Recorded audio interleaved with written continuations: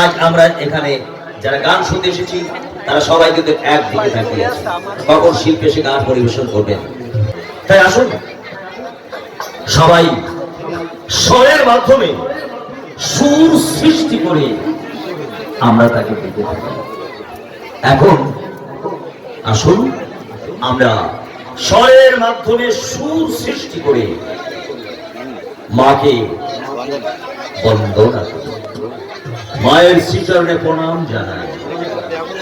যাচ্ছে শ্যামা মা নাট্য সংস্থার বন্দনা গীতি, শ্যামা মা নাট্য সংস্থার বন্দনা গীতি।